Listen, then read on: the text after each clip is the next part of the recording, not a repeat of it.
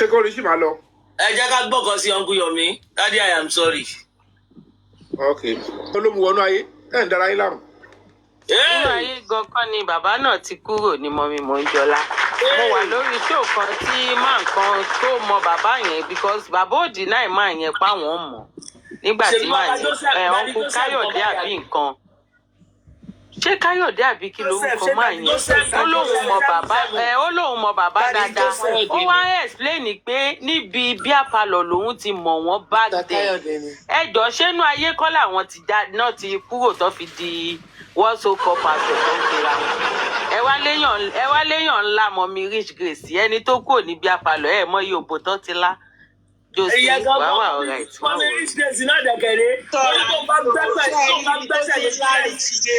Àgàgà tó bá ṣọ́ra yín ẹ mọ́ bá wọn sọ o. Magi lẹ sọ ma.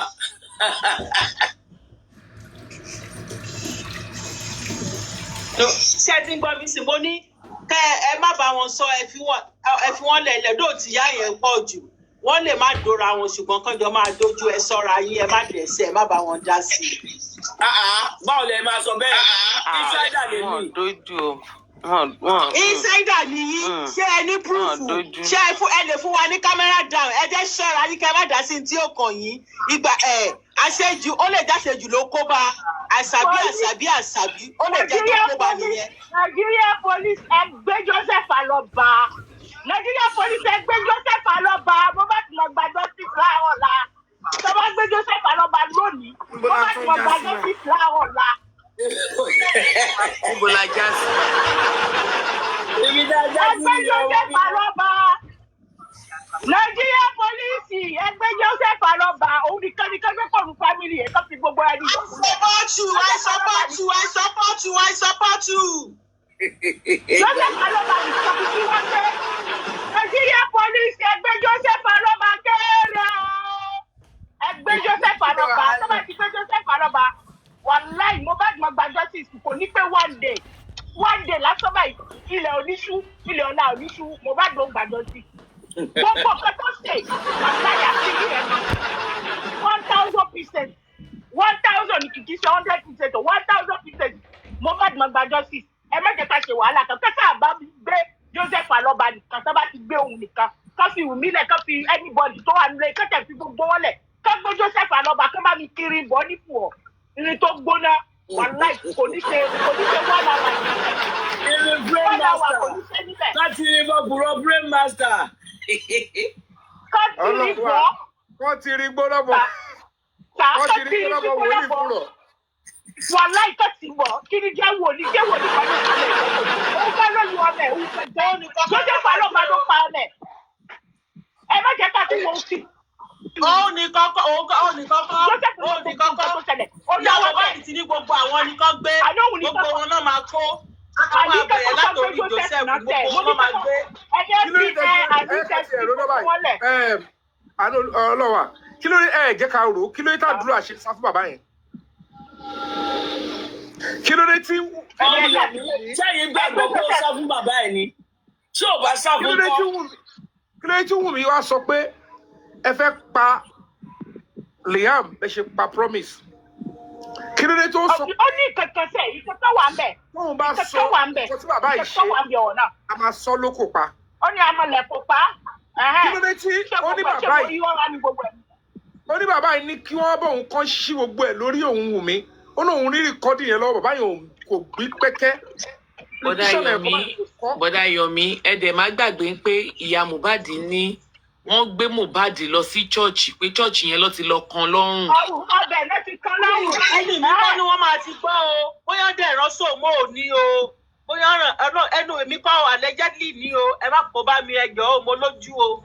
Ọ̀dọ̀ ẹ̀gbọ́n pé bàbá tó fún yẹn pásítọ̀ ni. Kò kí ń ṣẹ̀yìn lẹ́sọ̀ ìyá Mohbad ló sọ ó ní òun àtẹ̀ ìyá Mohbad ló sọ kò kí ń ṣẹ̀yìn lẹ́sọ̀ kò sí allegedly nǹkan bẹ̀ ìyá Mohbad nǹkan dọ̀rọ̀ mú òun ló sọ ó ní ṣe bí ṣọ́ọ̀ṣì bàbá ni wọ́n gbé lọ ni wọ́n fi kan lọ́hùn tó jẹ́ pé ìgbà yẹn táwọn fẹ́jẹ̀ sẹ̀wọ́n tó bá sí bàbá bá sí platform ẹ̀. ìyá Mohbad ló sọ bẹ́ẹ̀. Yes now òun ló sọ náà kò ṣe ọ̀rọ̀ tó wà ń sàlẹ̀ mọ́ ó wà láìpẹ́ ta ló fún Blessing ní oògùn tó ń jù sójú olórí. ẹ mú Joseph Aloba Joseph náà ló máa sọ fún wa pé òun náà ti declare pé òun kọ́ lójú. Pásítọ̀ yẹn gbójú kúrò ní gbogbo oògùn tó ń jù síbẹ̀. Pásítọ̀ ń ṣe. Àyè mú Joseph Aloba. Ẹ wo. Ẹ máa gbogbo tẹ̀sán tẹ bá fẹ́ posé, èmi máa sọ pé ẹ mú Joseph Aloba. Sọ̀rọ̀ tó ní bàbá Sòmó. Ó tó ní bàbá Sòmó. Nígbà yìí ẹ máa posé kẹ̀sán, ẹ máa posé àwọn kẹ̀sán náà, èmi máa sọ fún yín pé ẹ mú Joseph Aloba. Kò sí ẹni tó kẹ̀sán tẹ fẹ́ posé jẹ́ lóye sọ fún wa pé ẹ sọ díẹ̀ ń bẹ̀ kẹgbẹ́nu dákẹ́ ló ṣe sọ yìí kí ẹ má forí yín pé nǹkan. Ẹ mú Joseph Aloba. Gbogbo ẹ mú Joseph Aloba. Tẹ bá ti gbé Joseph Aloba. Àtàwa ìyọ̀wọ́ epo wa gbogbo omi wa tó yẹ ká fi ra ìwé fún ọmọ wa ta fi fún Joseph lówó àbí. Ó gbé gbogbo ìlú mọye tá jẹ́ ní public ní òkòtẹ́ public ní mọye tá jẹ́ ní mélòó ní family Aloba kóró yẹ̀pẹ̀ nínú sàgẹ̀wà mọye táwa jẹ́ ní public mọ̀ pọ̀ gan-an ni. Ó wá sọ fún wa ní pé ká má fẹ́ rí gbèjì lọlé nígbà tó ti jẹ́ ó wá tán. Ó wá sọ ní pé tí yóò bá parí dọ́sì kí ni kóun mọ̀ jẹ. Ṣé public ló fẹ́ fún lóúnjẹ ní àbẹ́ wa fún lówó pé kó lè jẹun? Àwa fún lówó kó lè jẹun ní àbá fún lówó kó máa wá dọ́sì pọ̀ jẹ. Ẹ̀rọ ìta ṣe ní pé a gbé gbogbo ẹ̀ lé lọ́wọ́, a ní kó síwájú kámìṣó. A ti gba sẹ́gbẹ̀ẹ́ kan nígbà tí wọ́n ti kígbe pé òun ló pa ọmọ ẹ̀. A ti gba sẹ́gbẹ̀ẹ́ kan. A ti rí ìtì tipẹ́tipẹ́. Ẹgbẹ́ Joseph Aloba, Police Nigeria ẹgbẹ́ Joseph Aloba. Wọ́n bá ti bá wa gbé nǹkan tó pa Mohbad ó jáde.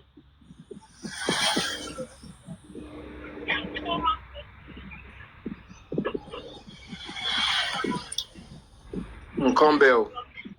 Ó ga ga. Nǹkan bẹ lẹ́yìn ikú Mohbad. Ẹ tó bá rí ẹ̀kọ́ kọ́ nínú ikú Mohbad kò lè gbọ́ táyé àfi parẹ́. Wọ́n á lajú kalẹ̀ báyìí gbogbo ẹ̀ ní òjò náà mọ́ wọn lọ́jọ́ gbogbo nǹkan tó kọjá báyìí ló jò mọ́. Ẹ bá wa play yìí kán bẹ́ẹ̀. Sórí yẹn ti ẹ̀sìn wà ní. Sórí yẹn wà ní. Mọ́mí kan bẹ́ẹ̀ tí wọ́n wá ní òye ó là ní. Wọ́n bá wa sáàjì fún ọ̀gá yóò bí náà sáàjì. Ìyanu ló ń ṣẹlẹ̀ lórí justice for Mohbad. Nǹkan bẹ́ẹ̀ ó wà o. Mẹ́wàá wà o. Ọ̀fúnyọ̀mí dájú ń béèrè pẹ́sọ̀ kan lọ́wọ́ yìí o. Mo ti fẹ́ sọ pé kẹjẹ kan sọ̀rọ̀ náà Mr. Tadéjú náà kan fẹ́ sọ̀rọ̀ látẹ̀kùn. Mọ́mí mohunjola ṣe ti gbọ́ pé wọ́n sọ ní pé ìwé tí bàbá yẹn gbé bàtà ṣe ti gbọ́ pé wọ́n sọ pé fake ni. Mo fẹ́ béèrè. Gbogbo ẹ̀ la gbọ́. Gbogbo ẹ̀ ni mà. Ẹ káàárọ̀ madam Mohunjola. My daddy Tẹ́jú. Ẹ káàárọ̀ o. Daddy ṣe wà Nàìjíríà bẹ́rí àyà mi o ṣe wà Nàìjíríà. Mo ti Nàìjíríà sí. Báwo nìkan? Báwo ni o? Yà ṣé kò pọ́sù kí Embassy of the Republic ká sùn pé kó hàn arrest wọn tó àánú lé yẹn àti family Mohbad papọ̀ ni? Ọ̀fúnyọ̀mí wọ́n ń bá yín wí. Bàbá yẹn ní kẹ́ kọ́kọ́ sùn náà, bàbá yẹn kọ́kọ́ gbé Joseph. Honestly. Òun ní kẹ́ kọ́kọ́ gbé tẹ̀, ẹ fi gbogbo wọn ní ìjọkùnlẹ̀, ẹ fi Joseph náà. Ṣé gbọ́dọ̀ mi? Mo ń gbọ́. Ohun tí gbogbo yóò tí understand tó ṣẹlẹ̀ ni pé they are paying to ensure that wọ́n investigate anybody tó wà nílé yẹn. So nísìnyí kéèsì tó wá involve tàwa wọ́n kàn try ni they would have to investigate that pẹ̀lú evidence tó tẹ̀lé. Òun ló máa lead lọ sí gbogbo àwọn tó ṣì wà nílé yẹn. Àwọn tó wà nílé yẹn máa sọ ará àta tó wà involve náà. And that is how the case is solved. So ìsọ̀sẹ̀ ló lọ́yọ̀ọ́ àti lọ fún gbogbo àwọn tó wà nílé yẹn. We need a credible evidence against them.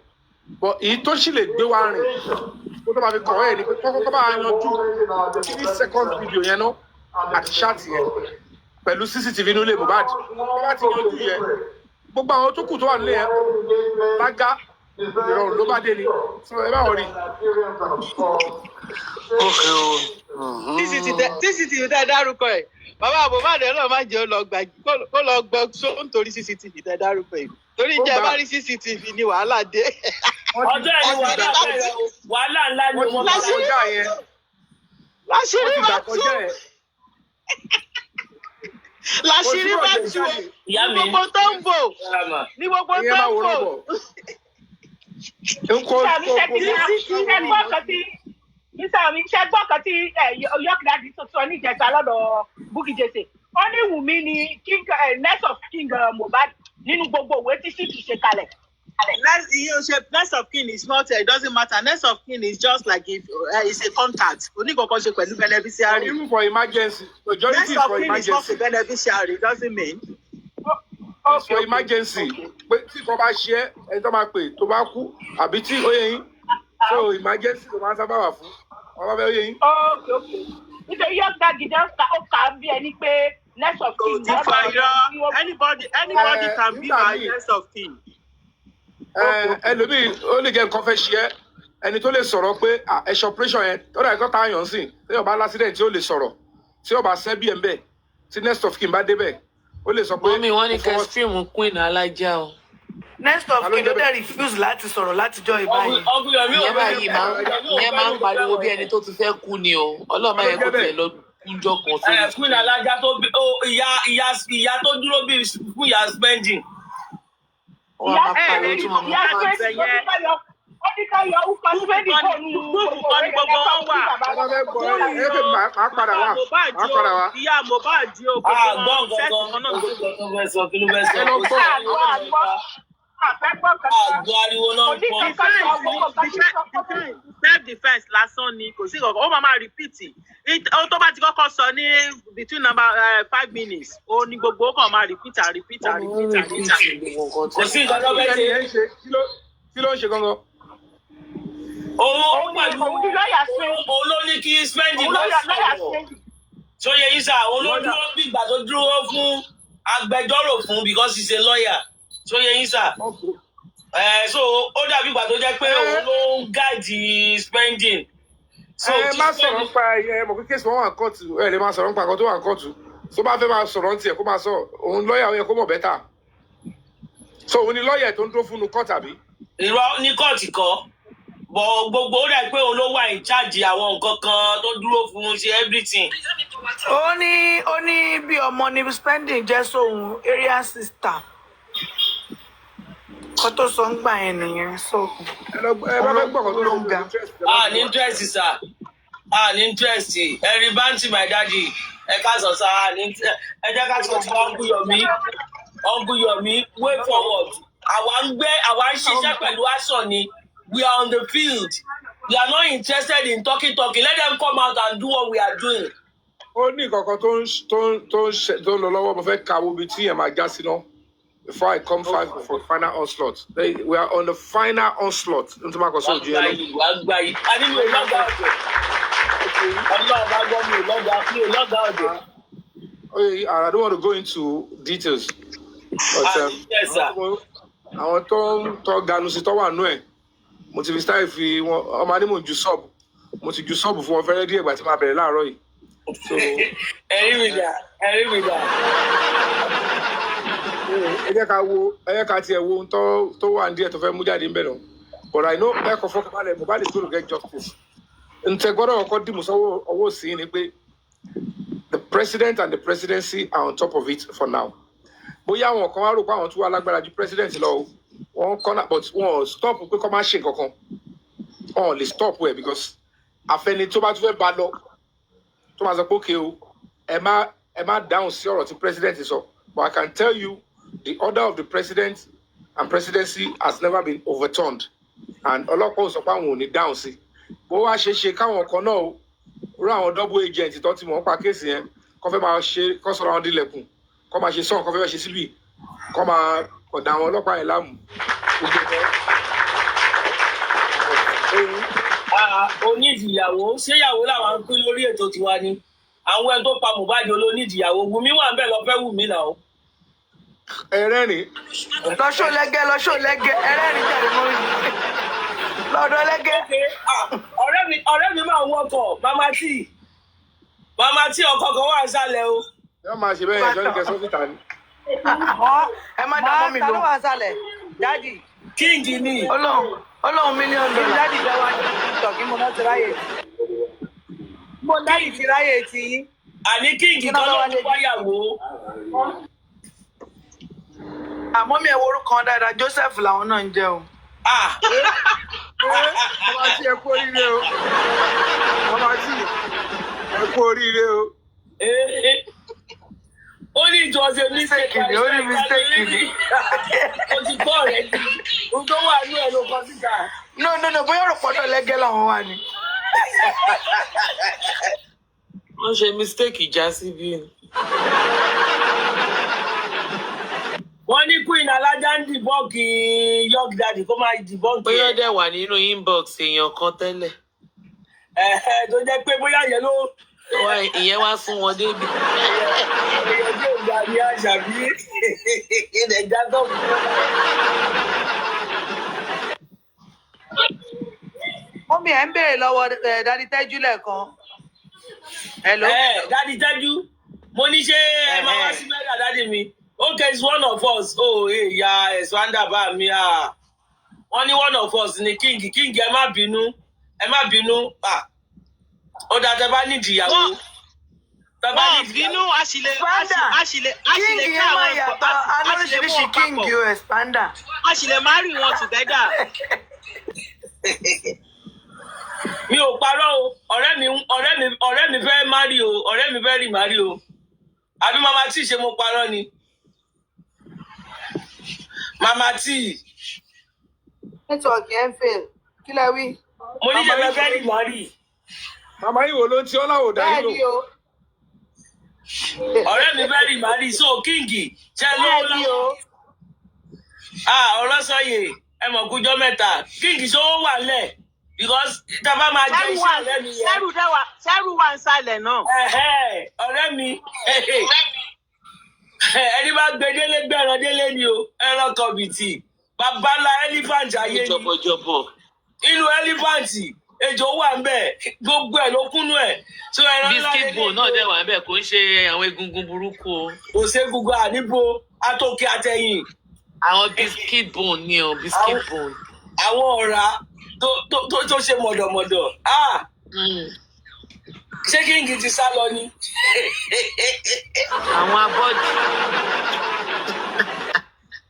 Àti fún àtẹ̀jọ. King ti sá lọ ni. Yeah, Uncle Yomi, thanks for always encouraging us. I swear I will not lie to you. Mo fẹ́ kí gbogbo wa ká ẹja tẹ́tí sí kinní kan yìí. Ṣé ẹ mọ̀ pé tí ò bá ń ṣe pé Uncle Yomi wà nínú réèsì láti máa calm down àwọn high spirit tá a bá nígbà míì. Some of us will believe there is no justice again. With the way things are going, even ta gbogbo nǹkan tá à ń rí lẹ́nu ọjọ́ mẹ́ta yìí tá a fi ń gbọ́ lẹ́nu bàbá pé wọ́n rò pọ́ dẹ̀ lòun. Owó tó yẹ kó kó sínú àkáǹtì òun kó máa wò níbẹ̀ imagine that ẹ̀rín mi dà. Bàbá sọ fún yín recently. Bàbá yìí sọ fún yín recently. Ó ní gbàbí má gbàbẹ̀. Gbàbẹ̀ má gbàbí. Ó ti sọ gbogbo ọ̀rọ̀ máa ń pòwe fún yẹn kí n gbọ́. Ẹni àwọn èèyàn rò bí àwọn máa gbàbí ògbómi lòún gbà. He is giving you clue. Ẹ ṣe ń wá voice note last year. Recent one tó sọ fún gbàbí má gbàbẹ̀. Ṣé ẹni tó wá justice ó gbọ́dọ̀ máa ṣe gbàbí má gbàbẹ̀. Ẹ wo bí ẹ máa wo ti ń jàre. And secondly, this same man, mo ló sọ fún wa pé ẹnìkan wá ń play voice notes àtọjọ́ wo ẹnìkan lòun wá ń play voice notes ẹ̀gbọ́n gbà tó ń sọ̀rọ̀ yẹn ó ní àwa wíta ìwé ẹnìkan lòun lọ play voice notes àtọdún mélòó sẹ́yìn. àtọdún mélòó exactly no conscience kò sí conscience no conscience at all no conscience so gẹ́gẹ́ bí ọ̀rọ̀ tí mò ń sọ lọ tá a bá gbọ́ ẹ rí i pé gbogbo ìgbà tí ọkàn èèyàn bá kó sókè you like her voice ó dáa o she's engaged o Yomi fabiyi ló ní kid boss o kẹ́nìbọ̀dì má débẹ̀ o má bínú ọ. ẹ bá palẹ̀ lọ́wọ́ lórí o ẹ bá yẹ kó bẹ́ẹ̀ lọ sí fẹ́ràn kankan. Ain't got that kid boss. No. She said, Mommy, she said she's single but not sexual. Uncle Yomi, sọmọ mi lẹ́dí náà lójú mi báyìí. Uncle Yomi. Tó jẹ́ ẹ mọ ohun ẹ̀yẹ gan lásán sexy voice ni. Ẹ fi ẹni lẹ́ni lẹ̀ ẹni tó lohun àtẹni tó ń wá ohun. Ọ̀rọ̀ wọn náà máa sọ̀rọ̀ ṣẹ́fẹ́ mọ̀. Ṣé nǹkan comment? Wọ́n náà wọn silent admirer gan pọ̀ ń bí o. Ó lágbára o. Kid boss pass. Ọmọ mi jọ torí Ọlọ́run má ṣẹ́ṣú ọkùnrin o. Owó ló ṣe pàtàkì o. Bọ́kùnrin bá ti pọ̀ jù wọ́n máa ń dọ̀nà rú ni. Bọ̀tọ́ bá tọ́jú ẹ̀. Àwọn tó wà bíbá yìí lówó lọ́wọ́ wọ́n máa ń ṣẹ́ṣú ọkùnrin lónìí. Wọ́n máa ń ṣẹ́ṣú okó ni. Wọ́n máa ń ṣẹ́ṣú okó. nítorí kálukú fẹ́ ló máa bèrè kí ni ìtẹ́ ìwọ advice yìí. ó tọ́ dẹ̀ ni bóyá ti bí dẹ̀ ni big boss yàn láàyò. this is well lo. ẹ̀rí mi dà kí bọ́ọ̀sì mo dẹ̀ ń gbèjà ìwọ́jà báyìí torí Ọlọ́run. ká má lọ síwájú ẹlẹ́ẹ̀dẹ́pẹ̀ẹ́dẹ́ o. Ọ̀lẹ́ ẹ̀jẹ̀ kó wá sókè. Kid Boss come up, Kid Boss ó yá máa fa gòkè. Ó sì mọ̀ pé máa búlì òun torí ẹ̀ náà. ká má lọ síwájú ẹlẹ́ẹ̀dẹ́pẹ̀ẹ́dẹ́.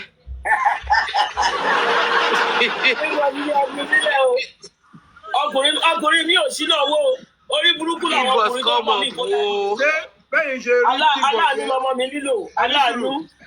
bẹ́ẹ̀ ṣe rí Kid Boss yẹn tẹ́ bá wo láìwé bẹ́ẹ̀ rí picture ẹ̀ ṣójó ojú ẹni tí ìyá oko ń jẹ ṣé ẹ̀ mọ àwọn tí oko àwọn deeper life tó ti rókò tó bẹ́ẹ̀ wọ́n wojú ọlọ́run. irú ọ̀rẹ́ mi màmá tí ìgbà táwọn yẹn bá jàjà gba oko òun lọ́wọ́ kan báyìí wọ́n máa kọ́ra mọ́. ìyá ọ̀rẹ́ mi màmá tí. wọ́n sọ pé bóyá oko ń jà wọ́n ọ̀nà kan àwọn. viewers tó wà bíbá yìí bómi ìtẹ́níyà oko ń jẹ mí. ìyá oko ò jẹ́ wọ́n pé ṣé màmá àwọn ti ẹ̀sán sọ wo fún ni yín yóò kó fáwọn jẹ owó màmá tí tó jókòó steady steady. ṣé ẹ má mà dá ṣé màmá tí ì jẹ ni tí yóò kó jẹ. màmá tí jẹ wọ́n jẹ́ mú. ẹ̀kẹ́yàn ń dán bí kókó. èèyàn ń dọ́bà yẹn wète wọn bó ṣe rẹ̀ ẹgbẹ́ tí mò ń gbèjà ẹ̀ torí Ọlọ́run. tí ẹ bá rí obìnrin tí ò rí oko ní àsìkò bóyá ó ti rí oko in the last 3 months. ẹ máa mọ̀ lára ẹ̀ gan ara ẹ̀ máa worn out. ẹ rárá màmá tí kò ṣe dúró tó fẹ́ mu yẹn ẹni wọn ò dóko. ṣe bẹ́ẹ̀ rí Rich Grace ìgbà tí Rich Grace kọ́kọ́ ohun wà ẹ̀gán máa dọ̀ ohun ẹ̀gán máa ṣe bẹ́ẹ̀ rí dọ̀. pé wọ́n rí àtọ̀ gidi àbí wọn fi ṣayọ̀ kí lẹ ní mo sọ. ẹ rí gbà tí wọ́n réyàn náà kí wọ́n sìn ṣe bẹ́ẹ̀ rí pé gbogbo ẹ̀ yọ. Rich Grace fún ìgbà tó kọ́kọ́ wọlé.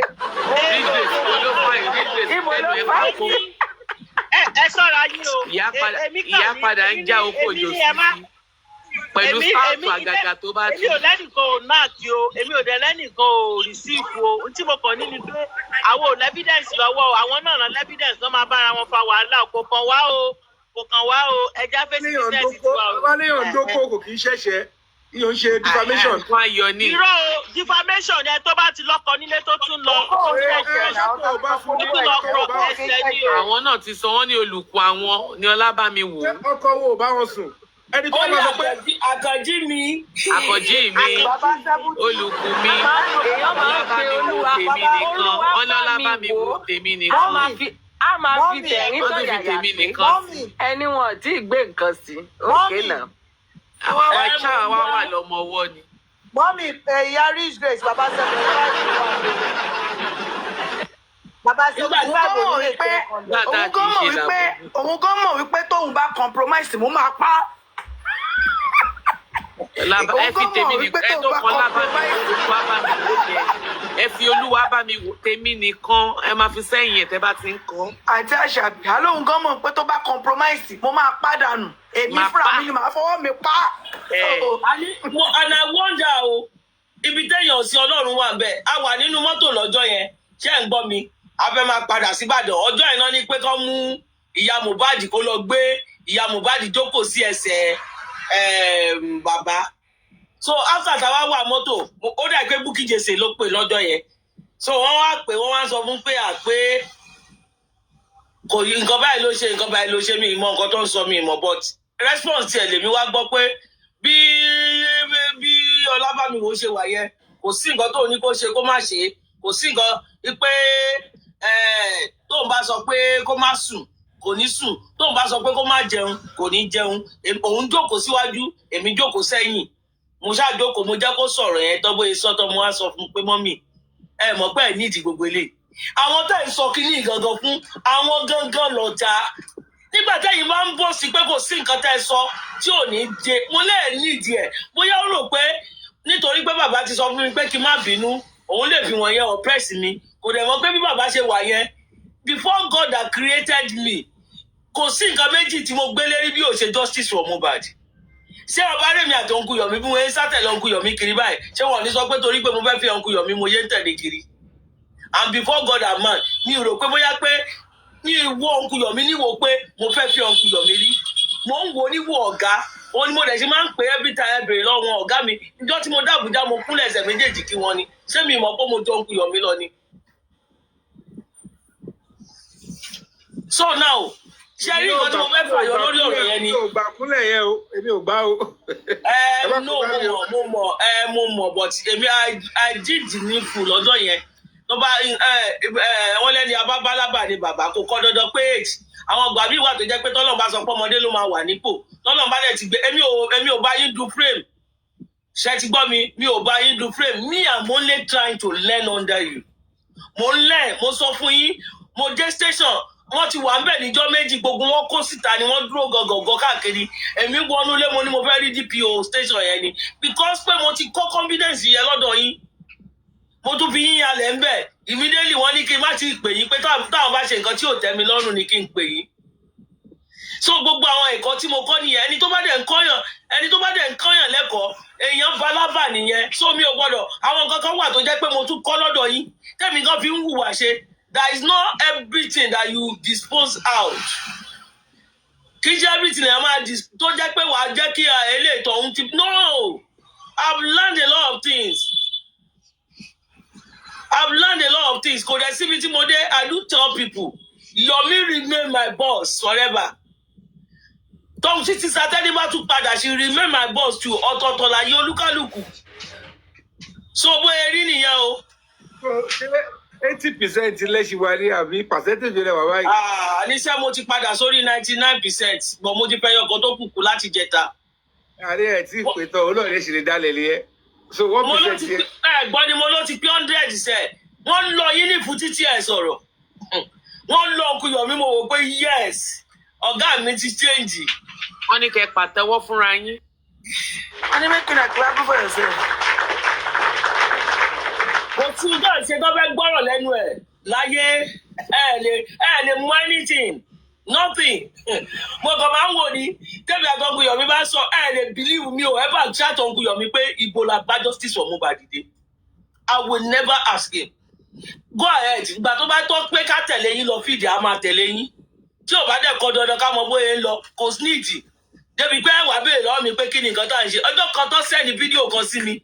Immediately tí mo wò tán mo yá delete ẹ̀ débi pé màá wà frustrated àbí bóyá pé màá push lọ́jọ́ kan màá ní jẹ́ iṣẹ́ ẹ̀ pẹ̀lú mama t ọ̀rọ̀ jẹ́ ti ẹ̀ fi hàn kiri kan mo dẹ̀ lè máa ṣe on a normal ground pé nǹkan tó ń kú Yomi ńlá kọjá yẹn but ẹni tó ní nǹkan ní pé don't disclose it in as much as he has told me pé okay o don't say this out now tẹ́bi bá padà sọ mo ti dalẹ̀ nìyẹn.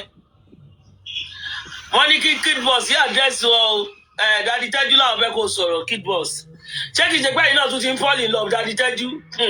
Tí Kid Boss bá gba yín mú, Ọlọ́run má jẹ́ òyá o. Omi kí ló dé ẹ fi tẹ̀lé mi. Mo tẹ̀ lórí nǹkan tí mo fẹ́ kọ. 2 years don waka. We still dey carry go, nobody waka, nobody go solo. Ẹ wò, 2 years gone already. Àti gbèrú, àti gboríṣiríṣi ẹjọ́, àti lọ, àti dé. Kí ló kàn báyìí? Gbogbo èèyàn àti rí batch A, àti rí batch B, batch C ti wà. Ó dà pé àwọn kan ò tí àti dé batch D now but the people that are from batch A to batch C they are intelligent people tí emotion wọn kàn take hold of them so I think we are good to go the people that have realized ibi tí ojú tójú wọn ti là don ti realize pé a ṣe justice fún any member of the family. Ẹ wá jẹ́ ká pa ìtìjú tí ká gbé ìtìjú sẹ́gbẹ̀ẹ́ kan ká wá come as public àwa náà ní right tiwa kò yẹ kí right public kó wà lábẹ́ right family right ó yẹ kí public lead kí family follow not Daddy that. Tẹ́jú ẹjọ́ máa gbé yín padà mo fẹ́ sáré gbé Prince Labi sókè sá máa padà gbé yín padà ẹjọ́ má bínú dáàdì mi ẹjọ́. Not that. Is that your family? If public matter, the family bon. So where are we now? Aside from NGO and your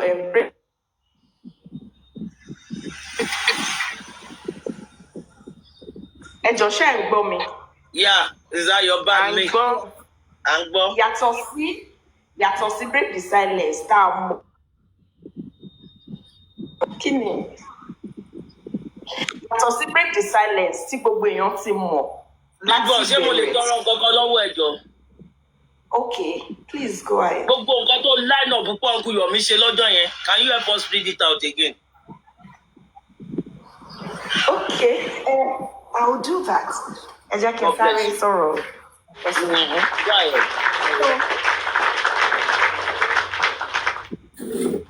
Okay, so kò yẹ kí èmi feel pé kò yẹ ká wà lábẹ́ family. Ṣé ló yẹ kí public lead, kí family follow. Ní ìwọ̀nba ìgbà tó jẹ́ pé a ti fààyè gba family. Wọn ò dẹ̀ fún wa ní nǹkan tá a fẹ́. A try gan. Wọn ò ṣe bó ṣe bá ṣe expect. And the same ìhà tá a kọ sí family Aloba. Òun náà la kọ sí family Timothy. Òun náà la kọ sí family Bámiṣé. The same thing, kò sí nǹkan kan tó yàtọ̀. And that is the reason why I will always applaud us for àwọn iṣẹ́ takuntakun tí public ń ṣe.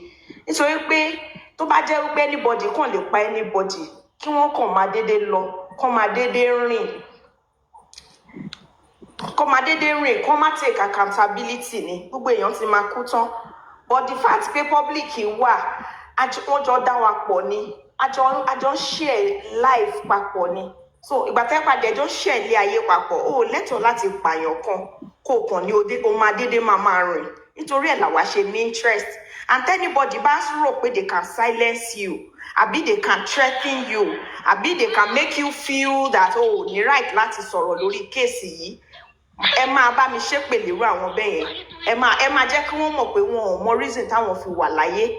Nítorí pé gbogbo wa la ní right lórí public case. Àwọn tó náwó wọ́n ti náwó, àwọn tó nára wọ́n ti nára.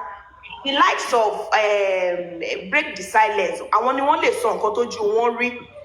Àwọn náà mọ bí tí ẹsẹ̀ wọn ti tẹ̀ lórí ọ̀rọ̀ yìí. I'm not here to side anyone, but I can see workings, and workings for me is it. It's not to every day.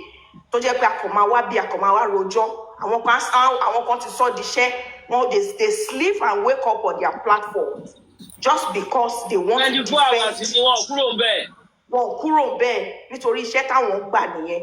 But àwa tí a ti mọ̀ wípé ọ̀nà táwa fẹ́ tọ̀ lélẹ̀, àwa ò need láti defend anybody. We just want people to take responsibility. It is a must, especially on this case. So please keep using your voice. If you can write letter, right? Ẹni tó bá mọ̀wé náà kọ. Public ni ẹ ò ní right, o lè kọ letter. Ìwọ náà lè rìn. Ẹ jẹ́ ká máa rìn. Ẹ jẹ́ ká mọ̀ pé looking for this justice, ó jẹ́ nǹkan tó máa jẹ́ kí orílẹ̀-èdè wa kó di orílẹ̀-èdè tí a máa fi yangàn lọ́jọ́ ọ̀la. So please, everyone, let's keep up the good work. Like I said, tí kò bá sí ìdí oríṣiríṣi conflicting narratives that made us, got here, we won't be here. You and I will not be here. Oríṣiríṣi ikú ló pa bọ̀bọ́ yìí. Ikú bíi mẹ́wàá ni èmi fúnra mi èmi nìkan lè kà ó pa Mohbad. Okay, kí ló dé àtìgbà tí tèmi ti ń live ikú ẹyọ kan ló ń pààyàn. Ikú mẹ́wàá ṣe máa wá pèèyàn kan. Tí àwọn kan dẹ̀ máa jókòó tẹ máa side. Tẹ máa wá mọ̀ pé it's a norm. She get. So please, everyone, ẹ jẹ́ ká continue. Bá ṣe ń ṣe is number one social media campaign. Let's keep it up. Every day we come here and talk. Let's ibita areas tá bá mọ̀ pé àwọn èèyàn wọn ṣe dáadáa. Ẹ jẹ́ ká come here and say it. Ẹni tó bá ṣẹ̀ wá tá bá lè dáríjì, ẹ jẹ́ ká ṣe. But the most important thing is putting pressure on our government, because we want it the government way. We don't want to do it by ourselves. I've heard people who said they are damaged. Ayé àwọn ti bàjẹ́ torí ẹ̀ làwọn ṣe wà lórí kéèsì Mohbad. Àwọn náà ready láti bà ayé aláyé jẹ́. Àwọn náà ready láti wọ́n fẹ́ gbẹ̀san ayé wọn, wọ́n fẹ́ gbẹ̀san ẹ̀ lórí Nàìjíríà. Nígbà fún àwọn yẹn. That is why we need it done the government way. You get? So everyone tí ó ti ń lo data ẹ̀ láti amẹ́ríkà. Thank you so much. But ẹ má jẹ́ kó fún yín, ẹ má jẹ́ kó rẹ̀yìn. At the end of the day, a máa rẹ́rìn. And anything anybody bá ṣe for now, ẹ má jẹ́ kó get to you. It's not ẹ má jẹ́ kó get to you. Nothing will happen to any of us. 2 years ó ti kọjá, nǹkan kò ṣe wá, nǹkan kò dẹ̀ ní ṣe wá. And tó bá dẹ̀ sọ pé nǹkan máa ṣe wá ni nǹkan máa ṣe tọmọtọmọ. Thank you, everyone. Yes, concerning what I've been able to list out. Thank you, Kenese. Thank you, ma. Tell feel pé Uncle Yomi has been, okay, let me say, Uncle Yomi and Break the Silence. I think they are 2 entities. I don't know if you can explain that to me, because Yomi is an actor. The last time I checked, and Break the Silence is a foundation. Is a foundation. So ó dàbí ẹni pé ìyàtọ̀ èmi máa ń wò pé ìyàtọ̀ wà ńbẹ̀ ṣùgbọ́n àwọn èèyàn á mix ẹ̀ papọ̀ pé okay, because Yomi is the founder, because Yomi is the convener of Break the Silence Foundation, gbogbo nǹkan tó ń ṣe ló yẹ kí ó máa bọ́ síta, gbogbo nǹkan tó ń ṣe ló yẹ kó máa sọ síta. I think there are rules, right, that is guiding Break the Silence Foundation. If I'm wrong, Mr. Yomi, please, you can correct me. So, believe rules were, regulations were. Thank you, Mommy Confession TV. God bless you, Mommy Confession. Sure, you get Connie. Mommy Aquarius Queen, you are welcome. Happy New Week, ma'am. Sure, Mommy. Yeah. Okay, so if you feel rules were, regulations were, Break the Silence Foundation. Ó kàn jẹ́ pé ẹni tó ń ṣojú that organization is Yomi Fabiyi. Now, the things or some achievement, I will call it achievement, because so far I've not been able to do it. My father have not been able to try it. What Mr. Yomi has done on this movement.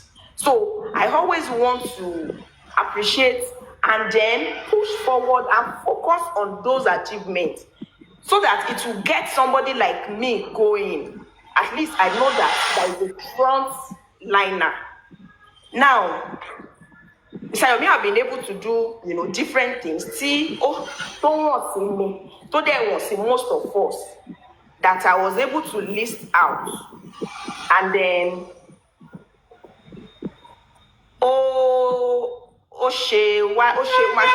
when I see people trying to bring him up, be talking down that he has not done, anything on this course. At least one of it, Project Key, was when Baba Mohbad was mentioning to us that, or mentioned to us the other time that, àwọn ọ̀rọ̀ ọmọ wọn bá sọ̀rọ̀, mi ò rí àdúrà bá sọ̀rọ̀, ọmọ mi jẹ́ kọ́mọ mi rí mi bá sọ̀rọ̀. Ní time yẹn àwọn bàbá máa ń ṣe mí pé báwo ni wọ́n ṣe ṣe tó jẹ́ pé ọmọ tí mo bí nínú kò bá mi sọ̀rọ̀, kò pè mí. Lo and behold, Break the Silence Foundation was able to pin this boy down at the station, on arrest there, with the so-called person that he said he was, he didn't let him see that child. At the end of the day, it was the same Baba that went ahead, that released Adura. I think his lawyer released Adura, right? So, mo wá wò pé kí ni nǹkan tí ó wá ṣẹlẹ̀? Why do we have conflicting interests? Now, you said this, and now you are doing this. I still don't understand that part. That is one thing. In the history of this Mohbad case, it is Break the Silence Foundation that has pinned down 3 key people on this case. We all know the way King White used to bully people. We know how powerful he was. He was on this social media. We know how he was always, it was everywhere. Then on different platforms, bragging, gallivanting, making it look like nobody, anybody to le shame was anybody was I used to, both time and I'm like, who is this person? Now they arrested that same person, and it was Baba Mohbad. It was Baba Mohbad's lawyer who released that same person. Now that is that. Yomi Fabiyi was able to go to Mohbad's house. He showed the world, even when they said there was no CCTV in that house, and most of us already believed there was no CCTV. As a matter of fact, the reason why he went there, maybe one of the reasons why he went there was when somebody came. Yes, sir. Emma, could break the silence foundation. Okay, yes, break the silence foundation. Yes, one lady came on his live show one day, and then the lady showed us our house. She showed us everywhere. It was the same structure. It was the same thing up and down. And the lady made us believe that it was the same construction company. Mommy silence is good. That was the same construction company that built the houses in that estate, right? Meaning that they have the same structure, the same, everything in that house was the same thing. The lady showed us that day, and then I think I was asked to chat the lady. I chatted her, but the lady later changed her profile, so I couldn't follow up. But I sent her Break the Silence Foundation's contact number, so they linked up, and then they followed up with each other. Break the Silence Foundation went to that apartment, that's the lady's apartment. And when they got to the apartment, the lady showed Yomi Fabiyi, Break the Silence Foundation, everything in that house. And that was how we were able to know that there was CCTV camera in all the houses. Right? Now, that was that. Next thing is about that. One of the most well organized press conference was done by Break the Silence Foundation. As a matter of fact, Mama Mohbad testified to this thing I'm saying. One of the well organized press conference. Because you the additional information. And yielded additional information where Adura was. Where Adura gave a clue of the continuation of the 3 seconds video, because he later told us on that day that it was 10 minutes, that the video was even 10 minutes, not 3 seconds. Right? Now, moving on to the next. This same Break the Silence Foundation protested in front of the court. That is this Corona court. Even though the family frowned at it, they never wanted it. As a matter of fact, they published it to the world that they don't want it. In fact, want to televise, but it was done. So some persons, like I think Perkins was there, but I think Mommy Mohunjola too was there. Marifa, I remembered on that day. The Silence Foundation visited the 2 hospitals where Mohbad was pronounced dead on or dead before arrival. That is brought in dead, BID. Right? Next, Break the Silence Foundation was able to do a phone forensic on that King White's phone, and we were able to get 1 or 2 informations. Yes, 1 or 2 informations that were blurry to us prior that time, because of course we thought some people were working with us. We thought some people were truly on the right path, but we later found out that they are here. ẹsẹ̀ kan ayé ẹsẹ̀ kan ọ̀run ọ̀nà wà lórí ọ̀rọ̀ justice for Mohbad, right? Next, on the day they were supposed to do a rally, the rally couldn't hold, and then they were invited by the commissioner of police. If I didn't get this one right, please correct me. Where the lights, it was rally, right? Was it rally? Yeah, we had a rally. We only changed the location. Okay, it was in front of a police station. We rallied through into the command, and we protested inside the command to the commissioner direct. And it was there. You were like, we are trying to something in the office of the, right? Yes, commissioner of police command. Commissioner of police, yes. That day they entertained you before you guys entered. Yes, commissioner of police. Police. Okay, yes, correct. Now, the same Break the Silence Foundation staged a protest in front of embassy in UK. I'm not sure any of us have tried this one before. This same Break the Silence Foundation has consistently talking and working on the progress of J4. The progress of J4 about justice for Mohbad. Since it started on TikTok, he has been consistently talking about it. And we got him notice most of us, I can hear myself, most of us we learn. We stylishly learning from him, and I'm not even sure all of these things that I'm saying. I'm not sure he's aware that a lot of people will just switch on their switch on their TikTok, and then they will be watching him talking, and the way he's talking is giving other people confidence.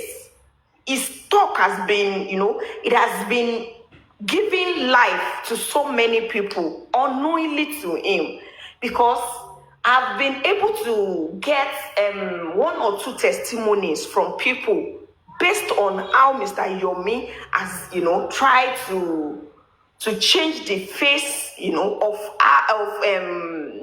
to change their orientation. Let me just say orientation. Yes, I've seen like 3-4 people that have said, if not for this Yomi is always talking, and I'm always gaining one or two, so I've gained one or two things from him.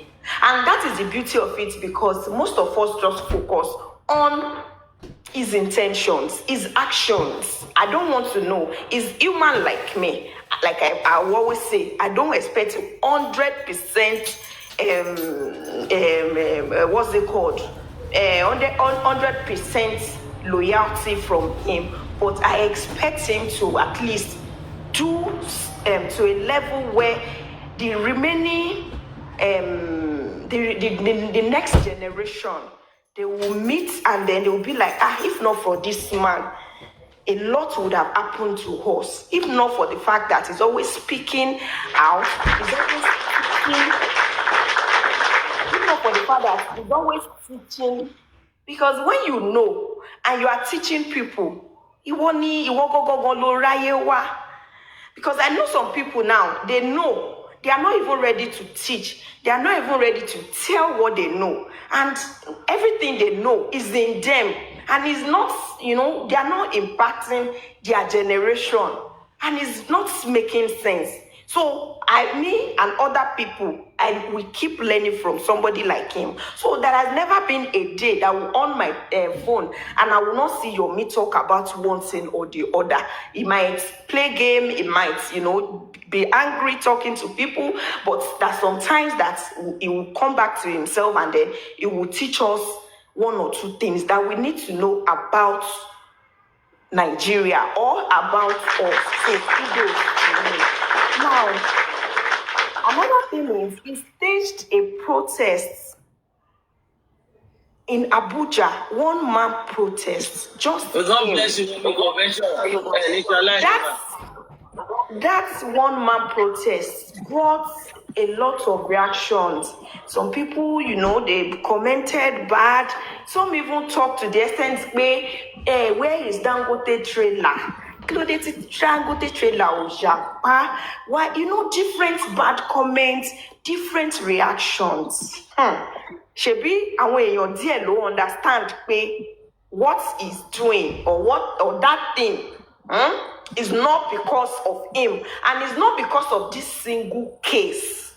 It's because of his next unborn generation. Because when you constantly keep pressure on government to do the right thing, that means you are a good citizen. That means you want the best for your country. And believe you and I, protest is one thing that our government they like to listen to. In fact, they listen to it more than anything. Instead of me and you talking, doing church every day. If you and I, come out en masse to maybe go to House of Assembly or go to government, anyhow, they will listen. They don't always like it. So it is the language they understand better than even we that are doing it, because we that are doing it, a lot of us don't know the reason why we protest. So that is why people always hijack it. If you understand the power of protest, you will understand that someone prefer hijack, because it is the language that will speak for your future. Right? Now, the next is, there was a protest in front of House of Assembly. That was the day Yomi traveled from Nigeria to UK.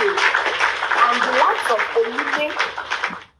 Onile, Arifa, I remember that one too. Oya Mommy Kende too, they were there.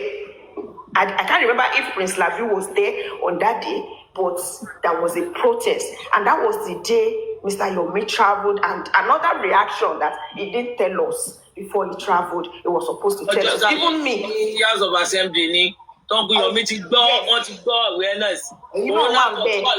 Onílé wà bẹ́ẹ̀, Arifa gbogbo ala wà bẹ́ẹ̀. Even this rich place was there. Yes, mo rántí yẹn náà. I was even èmi gan yẹ kí n wá lọ́jọ́ yẹn, but I don't know what happened. I didn't come, but I was supposed to come. But everybody, shall be everybody. How can he leave us alone? In fact, I will come bínú pé tí nǹkan bá lọ ṣàwọn tó lọ ńkọ́. I remember that one, no. But that like everybody, gbogbo wa là ń bínú sí Mr. Yomi lọ́jọ́ yẹn. But like he will always say, Moja Mosala mo akíkanjú, right? So akíkanjú tí kò sá, ògùn ló máa lè lọ. Tó bá yẹ pé wọ́n ti mú Mr. Yomi náà, you and I will be doing justice for Yomi. We will even the justice for Mohbad itself. Actually, I made them by now. So I really appreciate that part too.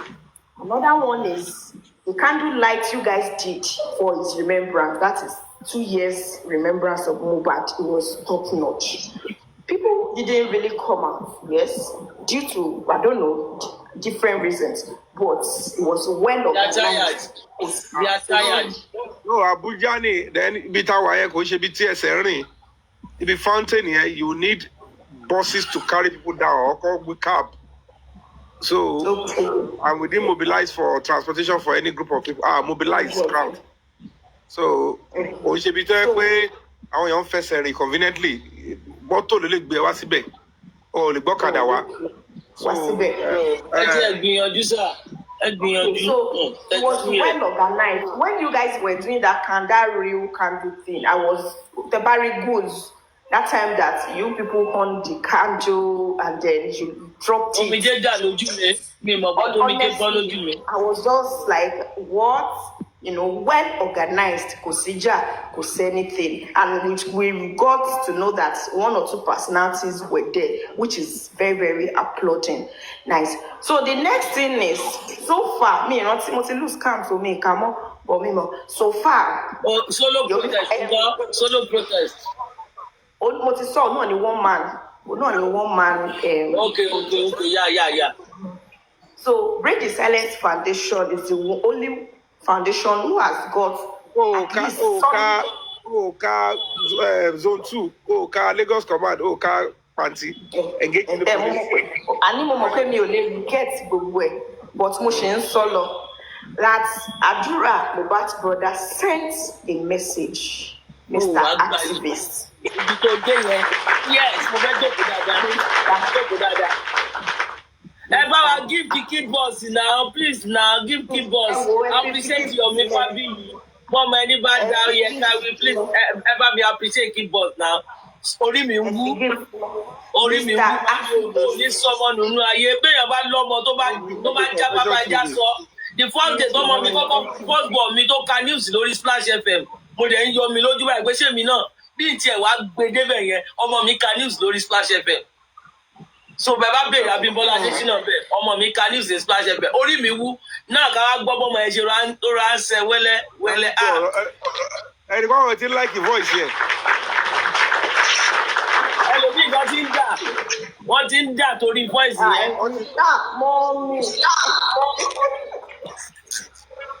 Mommy. Bribing is a corruption, gifting. Abio. Edilo, good morning. So, Mr. Activist, my brother wife pushed my brother. Okay.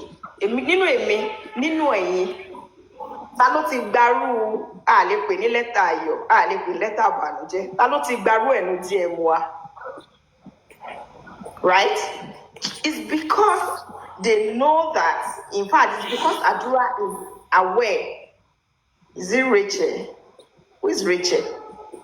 It's because Oh, okay. Is it? Yes. Tito Scooter. Yes, it's Rachel. That is my daughter, my first born. Yes, Rachel Abímbọ́lá Adésínà. Yeah, she's my daughter. Thank you.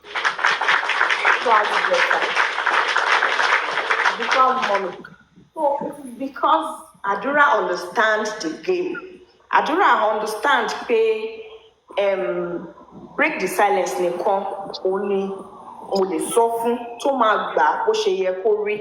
Now we go. It is normal because we are humans, like I said. Because around that time was when Yomi was working with Karima and our no lafa. We told him to work with. I remember the day, even me, I was always talking, please, Mr. Yomi, work with Karima. But and we are not going to be blaming ourselves for the rest of our life. So that is why I said that killing next in Tamashi. Moving on, this same break the silence, no ni ìyàwó Mohbad to kọ́kọ́ bá sọ̀rọ̀ through somebody. Bóyá bọ̀dá Túndé àbí bọ̀dá Túndé ní ìrántí orúkọ bọ̀dá yẹn tó wà láàrin ẹ̀yin méjèèjì. And there she was able to give, details of what happened in our own language. But Abanji, in our own language, we didn't understand that language because he didn't address our own what's it called? Itawafe. He didn't address it. So I still believe that but Abanji àti Wumi ti sọ nǹkan tá fẹ́ gbọ́, right? Because ikú kan ló máa ń pààyàn. So gbogbo nǹkan tó ṣẹlẹ̀ yẹn Tunisco, thank you, sir. Gbogbo nǹkan tó ṣẹlẹ̀ tẹ́ ṣe sọ yẹn kò tí ì ti nail níbi tá a ti fẹ́. You understand? So what else? I have okay. The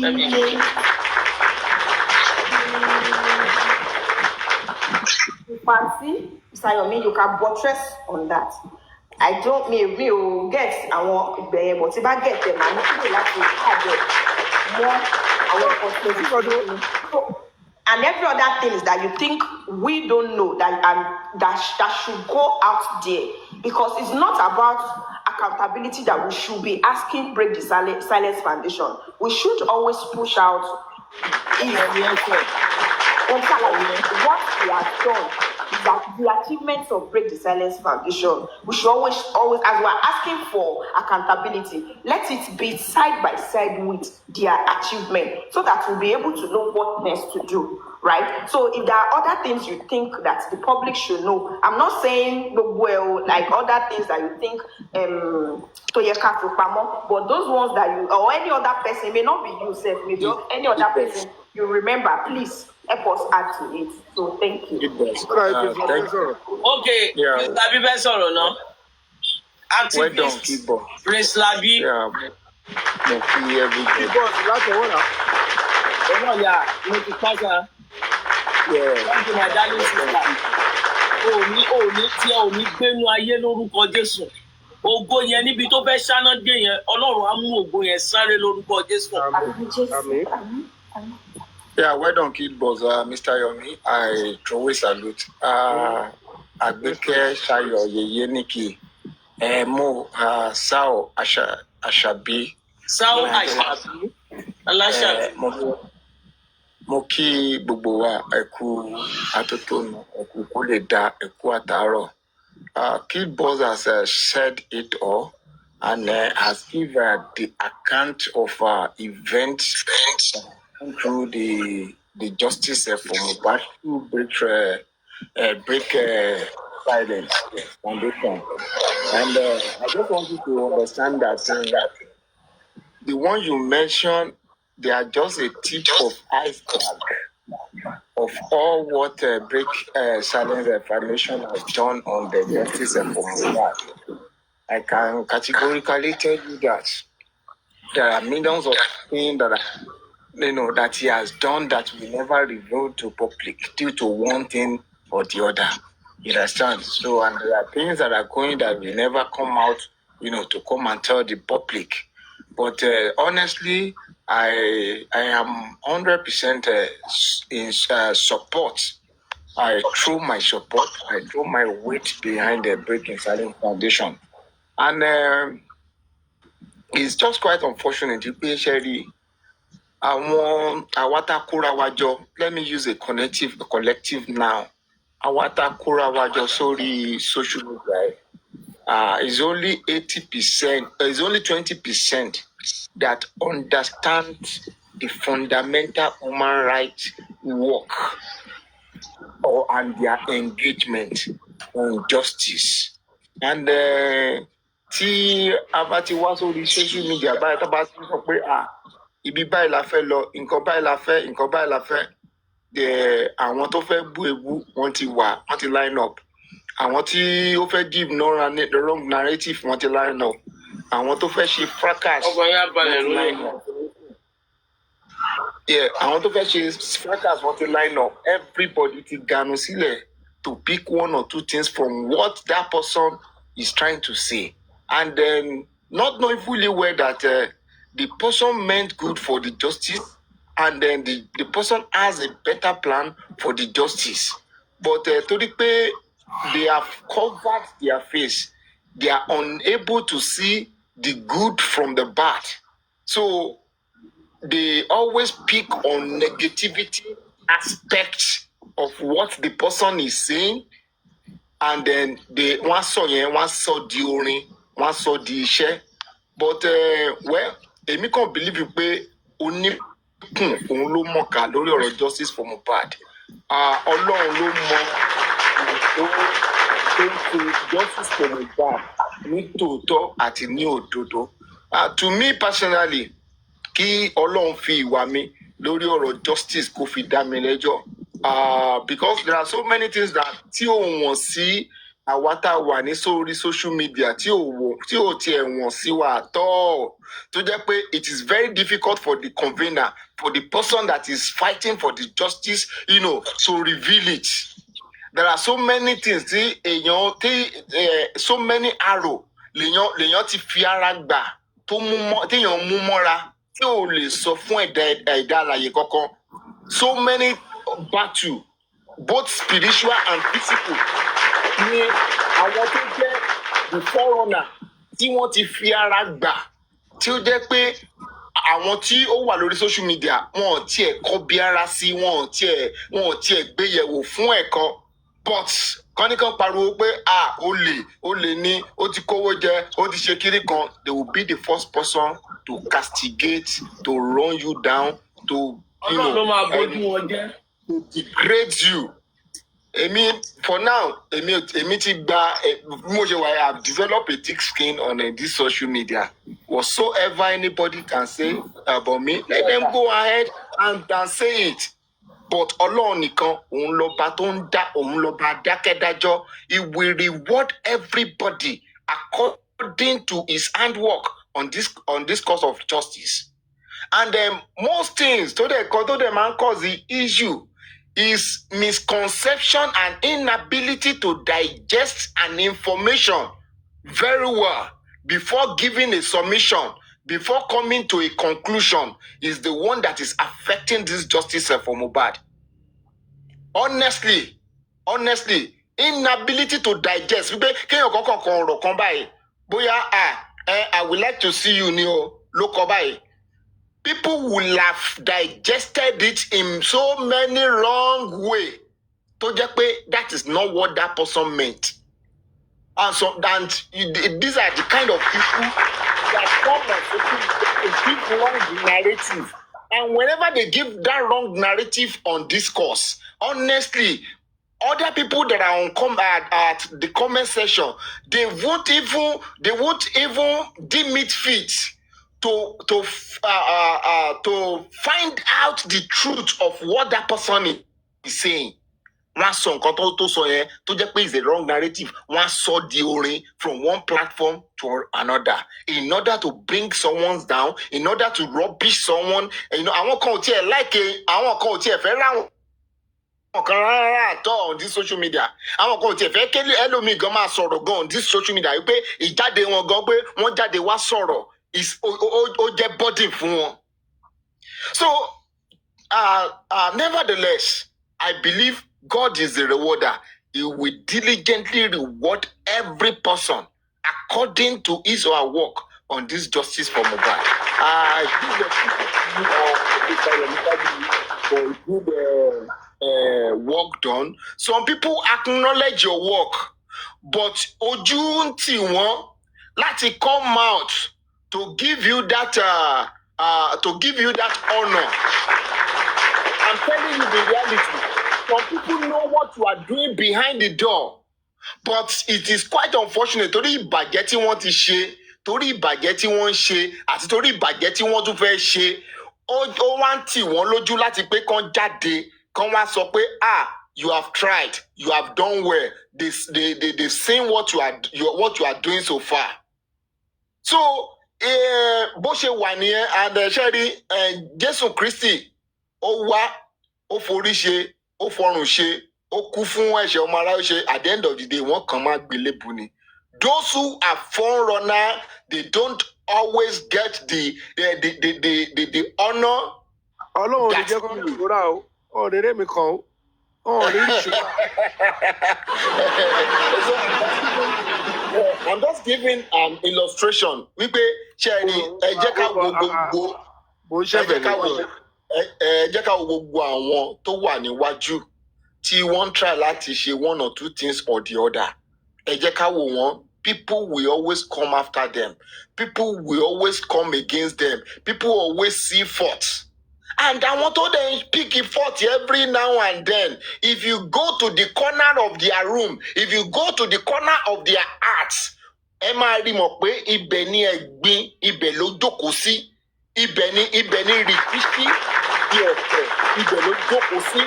Ibẹ̀ ni àìfẹ́ kí ọmọ ẹnìkejì kó lọ síwájú, ibẹ̀ ló jókòó sí. Tán bá réèyàn tí ó ń lọ síwájú tó ń ṣe nǹkan dáadáa, wọ́n á fẹ́ fà á wálẹ̀, wọ́n á fẹ́ lọ́ọ̀rọ̀ kọlọkọlọ tí ì ṣe tiẹ̀, wọ́n á fẹ́ lọ́mọ lẹ́sẹ̀, wọ́n á fẹ́ wá ṣe parọ́ ọ̀tún parọ́ òsì mọ́tilẹ̀ kan ṣáà make sure pé wọ́n ba ènìyàn jẹ́.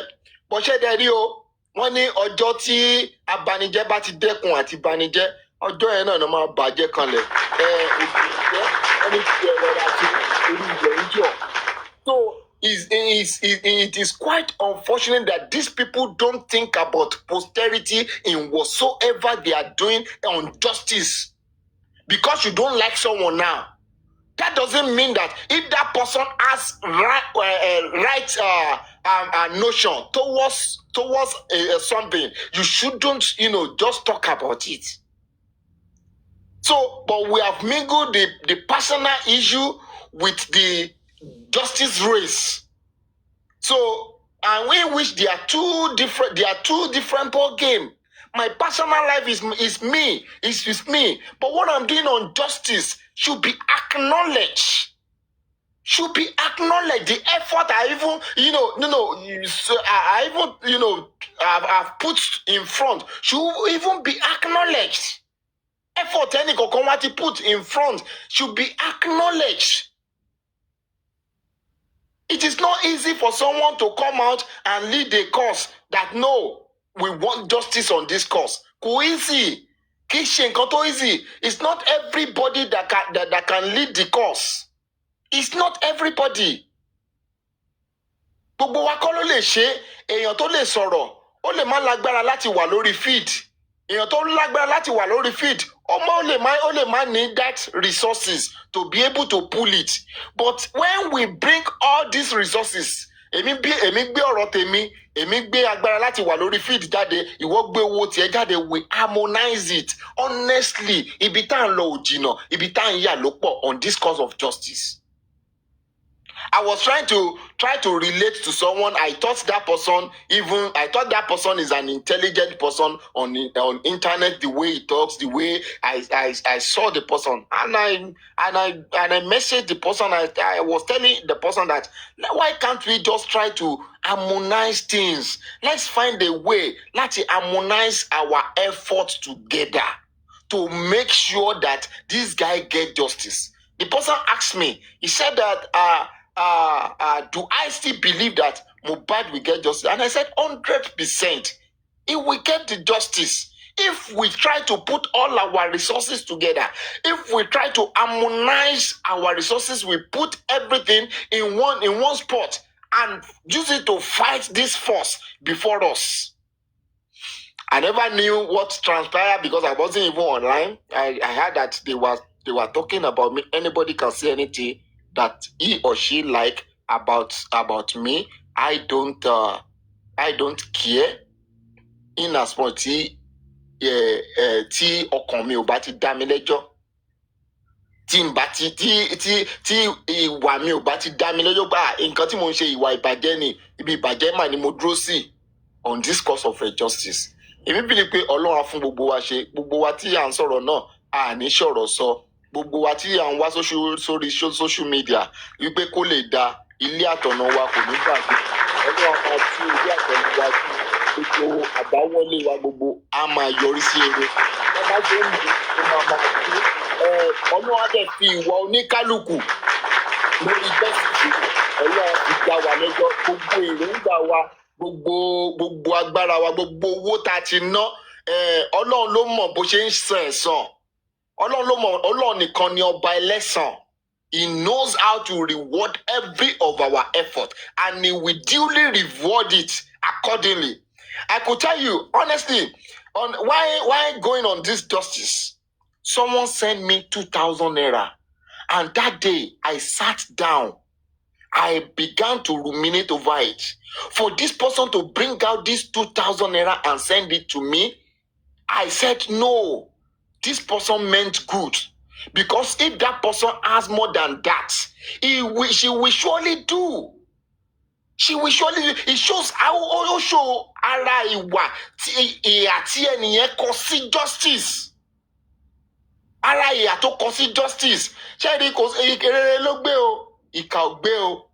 Gbogbo nǹkan everybody wá bá ṣe on this cause of justice, Ọlọ́run máa san wá lẹ́san. But mo kàn ń rọ̀ wá ní pé tí a bá ti rí nǹkan ní àrídájú, Bíbélì ní ká wádìí ohun gbogbo dájúdájú, ká di òtítọ́ tó wà nínú ẹ̀ mú. We should be able to, tí èèyàn kan bá wá sọ nǹkan fún ẹ, or tó gbọ́ nǹkan kan, tí o bá find out the truth, don't come out and be saying it. Ó máa ń ba ọ̀pọ̀lọpọ̀ nǹkan jẹ́ ni.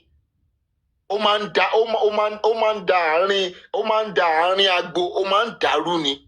Let's find out our truth. Let's be fact checking and our truth, and then try to pick what is right there and pull it out. Ọlọ́run ràn wá gbogbo wa lọ́wọ́. Ire o, ẹ ṣé gan ni. Thank you, Prince Lapi. Mr. Yomi.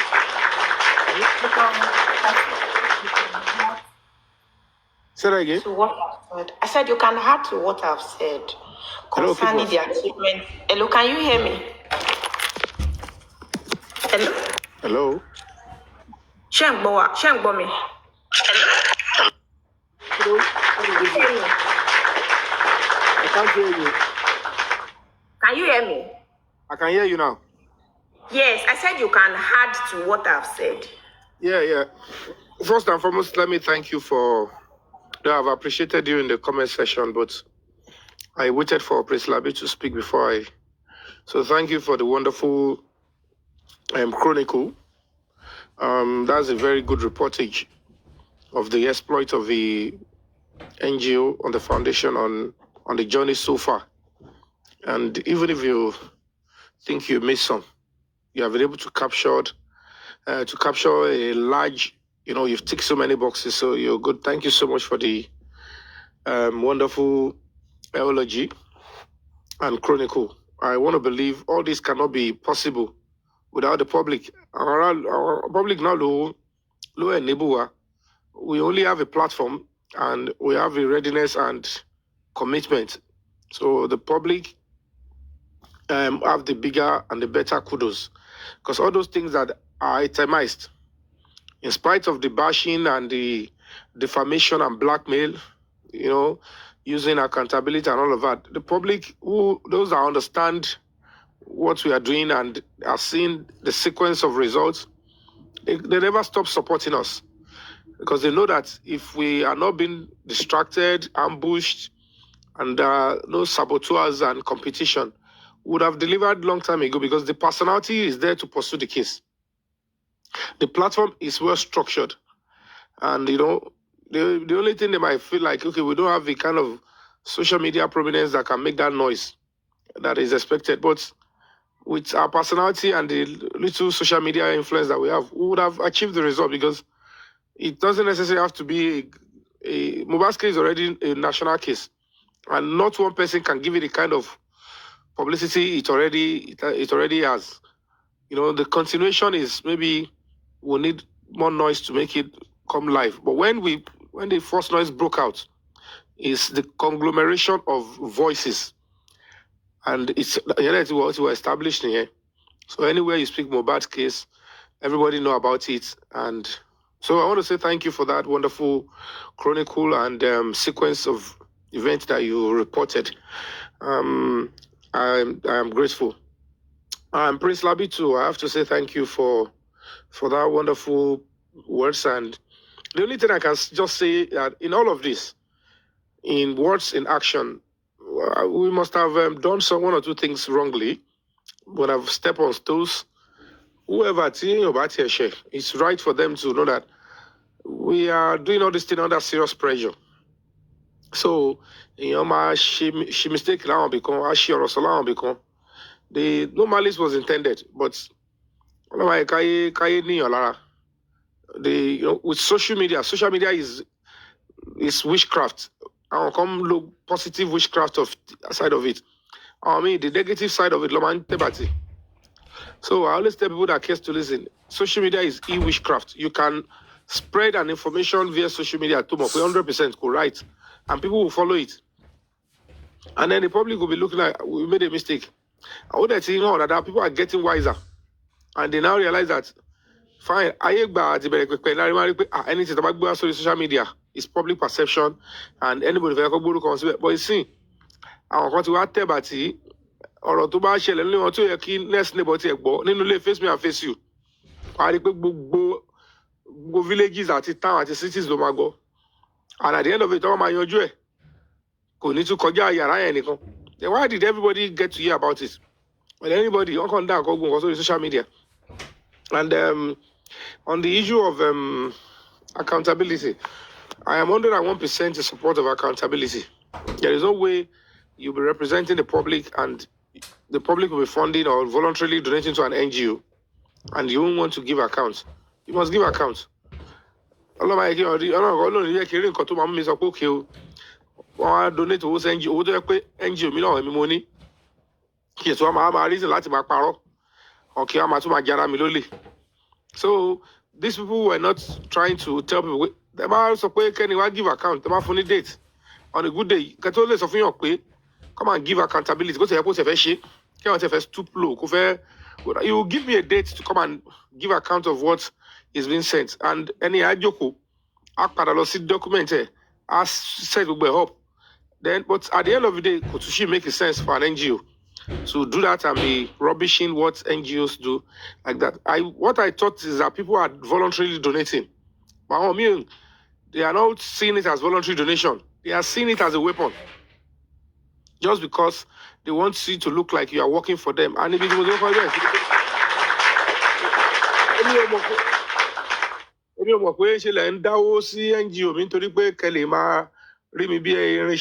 no, it's supposed to be voluntary. And as an NGO, we know how to give our accountability to everybody. Because whatever the case may be, Bellomi Bass will donate 500 and only might donate because of Moba's case. Only donate because I just love what this foundation is doing. I believe the foundation you might need to move from Kotabafashi. Could Moboya any project. But come Boru Kokwe, any loan lobai. Our NGO loan she buy. On she press conference. What don't go to next in Kotabafashi next. I might need to wonder if you 1,000. Then some people will say you come and give account Koako Wasita. She about grant in all our American embassy. To buy $40,000. You will come and think it's for break this Moba's case. And people will be asking you, you understand?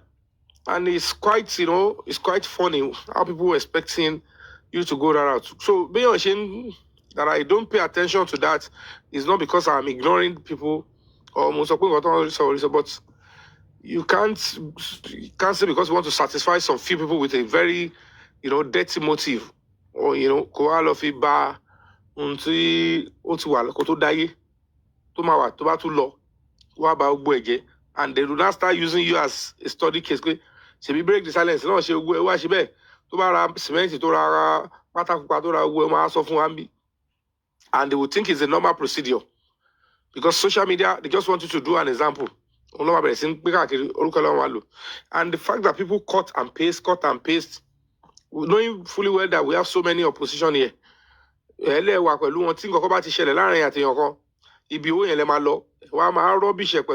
that I'm bragging, I'm saucy dragging, I'm dragging because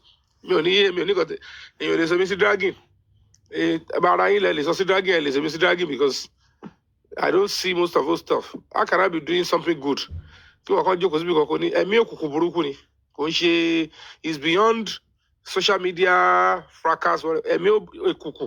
Ẹni tó wà níwájú nǹkan tó ń sáré ẹ̀yin tẹ́lẹ̀ jọ ń jà fún ọkọ wá ń jọ fà sórí tán yẹn látẹ̀yìn àwọn kan dẹ̀ wá wájú tó ń yìnbọn bọ̀ fún nítàn ó ń jagun torí fún yín ẹ̀yin wà nílé yín. ẹ jẹ́ bá engage life yẹn jọ. So all those things are what are things that likely messed up the whole struggle, and it was quite a serious melee. But we are still here, and we are moving forward. And if there is anybody, are those people that said nothing can happen, that Mohbad is not going to get justice, that Wunmi will not be arrested, that she will not be questioned. She will be arrested eventually, and she will be questioned and drilled properly, because that never happened at any time in the course of this case. And Ntonwa ati Baba, ti won just say, Tile fi jono ama mo laipe. And that's only wakwada. So these are the people that we event. But the truth to be established. The whole nonsense that both of them are doing on social media is not tenable. And both of them, they cease to. It's quite unfortunate that our major just saying, because they know what they are doing and they know what they are slugging. They know what happened. So whatever the case may be, the truth to be established, and all the parties involved will have to face the wrath of the law. How come I try it? They will only try once by. Very shortly by. But Koto South fail and watching South no only Epumbas sort of case Mohbad. Because the more they do level are pushing pada on the justice Mohbad feels seeking nothing sumo. Because Ashioloni, it is time for the boy to get justice. So we'll get it. Whatever every both of them do, we'll be here, and police have They have to understand that we don't care. We don't care at this point. They will pay for the crimes they commit if they are found wanting.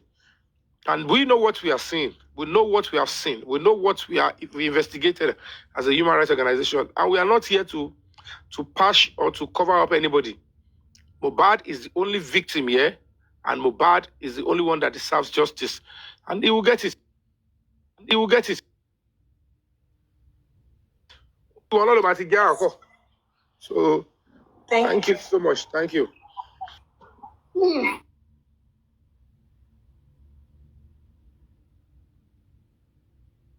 Mama T, I want to remind us. Mama T, yes. Okay. Atigba. Shine color ni láàárọ̀ Monday. Okay, so me fair remind you once again why we're here, why we're actually seeking for justice for Mohbad. It feels like many of us are forgotten.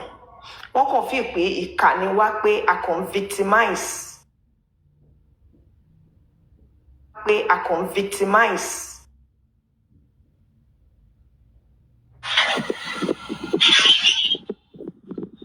Sonia,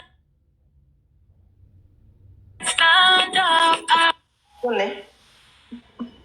From Mohbad's father and ìyàwó Mohbad, right? And then there was no single cause of death. That is, ikú tó pa ọmọ ẹ̀ kò wà obvious. In fact, wọ́n kàn fún wa ní oríṣiríṣi ikú. And like I said earlier, èmi nìkan mo rí 10 different ikú tí Mohbad tó pa Mohbad. Now, the first day that this guy left, he was blocked by Instablog. It was blocked by Instablog that he died of ear infection. And the next thing, the wife wrote that you have fight the nigga. Umi àti bàbá Mohbad tó bá ti tó time. Wọ́n á sọ tó ṣẹlẹ̀. Wọ́n ti ready. Yes, sir. You have fight the nigga. Because I would have been pé àwọn tí wọ́n support tó ń jẹ́ apologist àwọn èèyàn wọ̀nyí. Mi ò mọ̀ bí bóyá wọ́n mọ̀ ó dàbí ẹni pé bí gbogbo èèyàn ṣe ń sọ pé wọ́n mọ̀ ṣe nǹkan tí wọ́n ṣe. I understand. Mo rí pé ó dàbí ẹni pé wọ́n mọ̀ ni. The same person náà ni injection ọ̀pá. The same person náà ni tí pathologist àbí tí autopsy bá sọ fún wa pé ikú poison ló kú, food poison ló pa àbúrò ẹ̀ ló sóúnjẹ tó jẹ last, meaning that it may be food poison. Is this same guy náà ni prime boy ló gbá lóògùn tó jẹ́ pé oògùn ló pa, right? Is this same person náà ni bully pa? Is this same person ni God kí ló máa ń pè wọ́n industrial god àbí industry god ló pa? She get so kí lẹ sọ? Àwọn àjọ̀nú industry. Àwọn àjọ̀nú industry. So gbogbo nǹkan tó ṣe bọ̀bọ̀ yìí. In the case of Timothy went to an hotel. Wọ́n dẹ̀ pa ní hotel. Àwọn family ẹ̀ dẹ̀ jáde. Kò sí anybody tó ronú any other thing. Kò sí anybody tó sọ nǹkan. There was kò sí contradiction. He died of this also cause, and the public came out, and all of us had a sugar. And as at that time, there was no Timothy's wife. So how did we get here? Is one question that I want to know, like I want to have an answer to.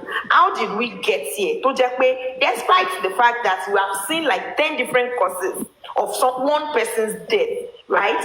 People still believe that choosing favorites, picking, their own side of it on their own, like some people come around Johnson, forgetting that Mohbad, who is the main person that died, is the person we are supposed to focus on. So how did we get here? To need different team for somebody who buy of 10 different buy.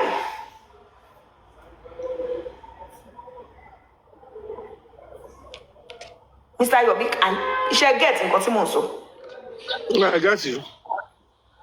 Báwo ló ṣe jẹ́ tó a fi débi tó jẹ́ pé àwọn èèyàn ò rí anybody ò rí nǹkan tí as in many people ò rí nǹkan tí kò dá. Let me tell you because you débẹ̀. Nínú nǹkan tó ṣẹlẹ̀ yìí. Say so because you débẹ̀. There is every possibility from what we all can see that there is issue of domestic violence. And somebody is responsible for that. However, there is a continuation after the result of the terrible domestic violence. Somebody was involved. Something was involved. Tí ó jẹ́ kó jẹ́ continuation. Do you understand what I'm saying? And those two are now tied together. But unfortunately, those two are now fighting. So they have to protect some certain information to just connect our méjì papọ̀. Ìjà tó wà lẹ́ni tí ó wà láàrin wọn ni pé tó wá jẹ́ àjọ fẹ́ dáyàdé. Èmi ni máa control ẹ̀, ìwọ ló máa control ẹ̀. Ìyẹn ló fà táwọn yẹn ṣe jọ ń jà. And they were able to manage to raise an army behind each of them. Ṣùgbọ́n bí tó jẹ́ òótọ́ tó máa tú àṣírí àwọn méjì papọ̀, they are doing everything individually to block it, particularly ẹni tó wà on the side of the public. The people that messed it up fully, àwọn tí wọ́n force the public kan tó sẹ́yìn bàbá yẹn. Because they don't understand how to attack this kind of a case. Bàbá ń bá ìyàwó jà, ìyàwó ọmọ ẹ̀jà. I get what I'm saying? And he's not even willing to do something serious to pin it on her. He's just trying to put pressure on her. And the wife is trying to say, "Hey, to me, sister, she said it to me, Baba Efe Kala only."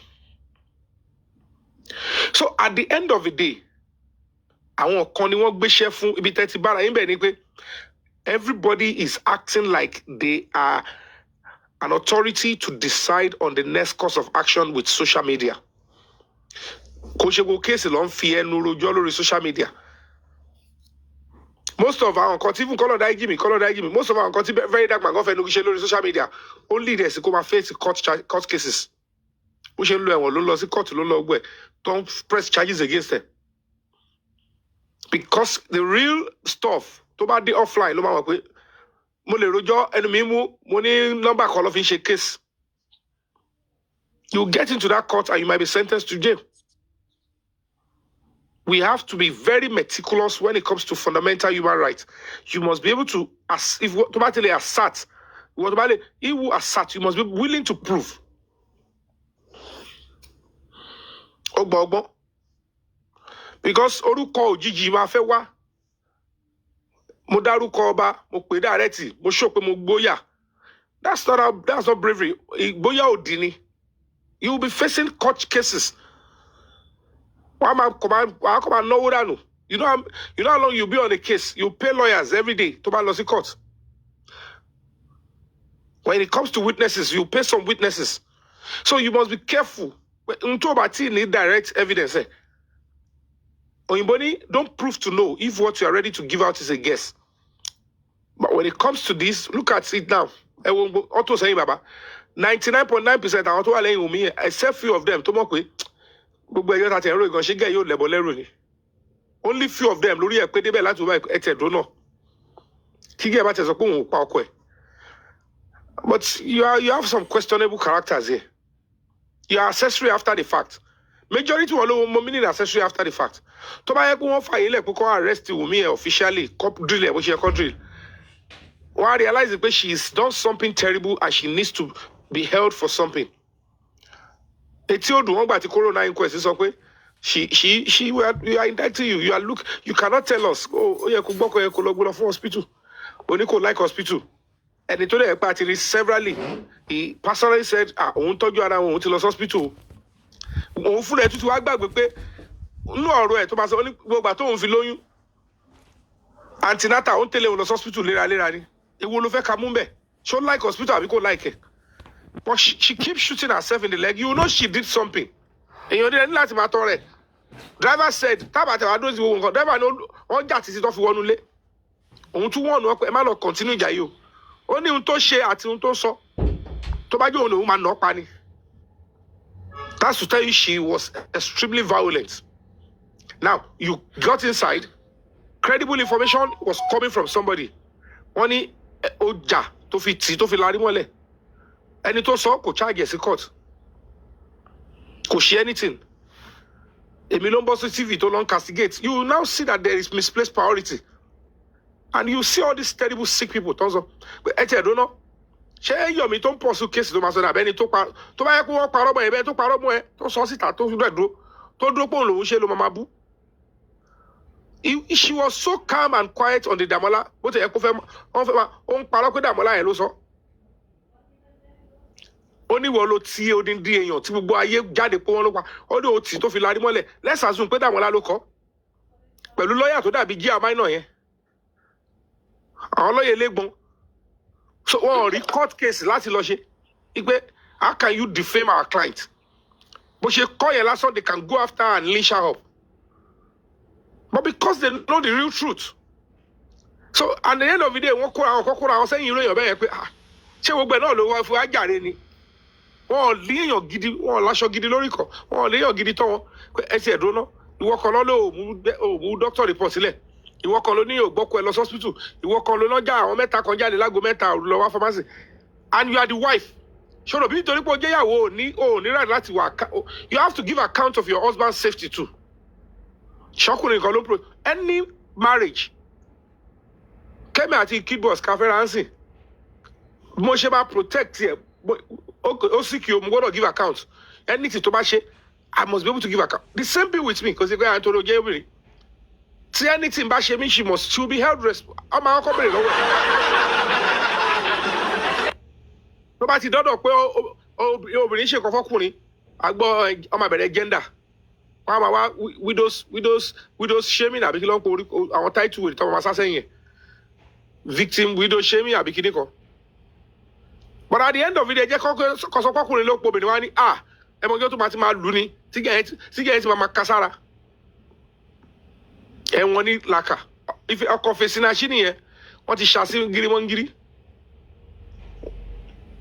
So all these things, look at the entire society, look at what they are doing. Ẹ wo gbogbo bàbá yẹn. Ẹ wo gbogbo sàkámà gbogbo jìbìtì tó le jù ní gbogbo kìíní bàbá yẹn ló ṣe. Ẹ wo gbogbo rọ́dọ̀rọ̀dọ̀. Ẹ wo àti gbà tí mo ti dìde sọ fún gbogbo àwọn tí mo rò báwọn èèyàn gidi tajọ́ ṣe justice pé bàbá yìí ni mo fún ní information pé neighbor ti fẹ́ lọ gba CCTV lọ́wọ́ central CCTV. Wọ́n dẹ̀ gbé àwọn wèrè kan dìde sọ pé kọ́ bẹ̀rẹ̀ sí twist central CCTV. Àwọn wèrè tí ò kúrò níbi tó wà tó lọ sí state Mohbad. So by If the NGO was funded, would I come and be giving reports on social media like that? But I would have just pick up a lawyer, go to a different court, get an order, bring it to you. They know the peculiarity and the shortcoming.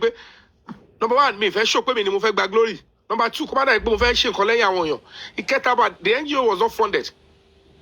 And they began to take advantage of all the nonsense. I'm just there as if you are looking for a body to trust, the body is legally allowed to do all these things. I have a name to protect. Thinking that people that are honest and reasonable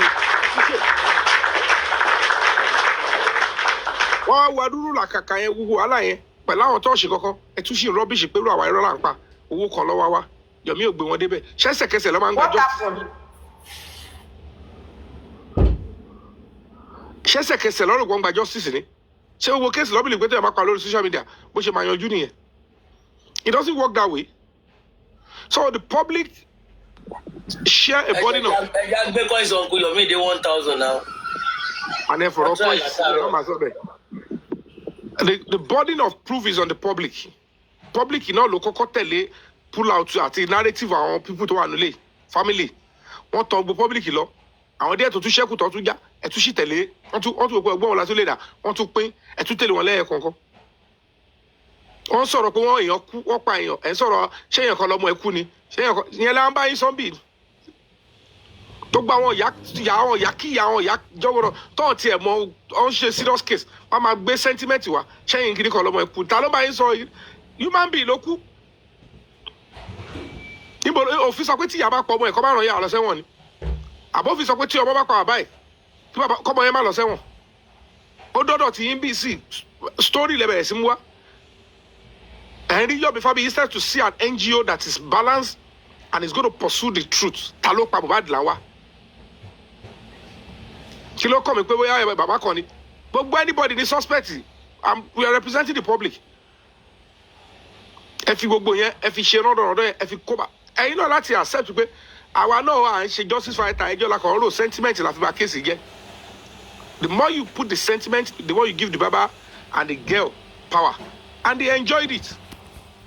Nígbà tó ti da lóko oorun sìn ṣọ́ra yè tarun láti jọ yìí nígbà táwọn tó ń dún ẹ ò tí ì yọkó ń lo human shield ó ní ọ̀rí mú ṣèbí Yomi sọ kó máa mú ó lọ Tanzania ṣọ́dá gbére ìgbà tó ń lọ Tanzania tó ẹ̀mí ẹ̀ bá ti gbé kó ràn wá lọ́wọ́ báyìí kókò sọ pé Yomi Fabiyi irọ́ ló ń pa o ebi báyìí mo wà kókò bá mi tarun kó bá mi ta fún 3 days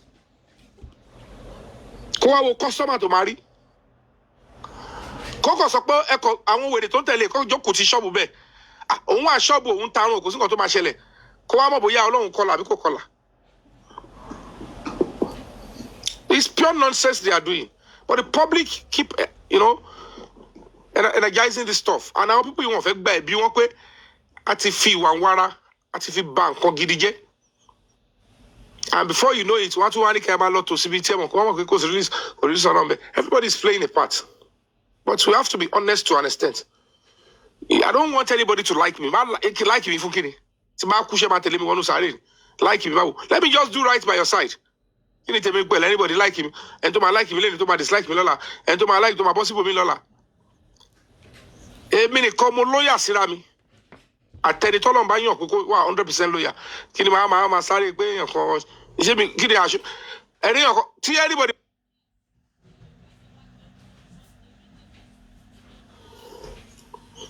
We'll keep tolerating ourselves. So whatever it is going to me, we'll get justice. But when the public get our hearts together and ensure that we stand by what is right, online and offline. But we as a body, we are pursuing the case to the end, not because of anything, but because it's the right thing to do for us. And we are getting there by the special grace of God. So that will be all.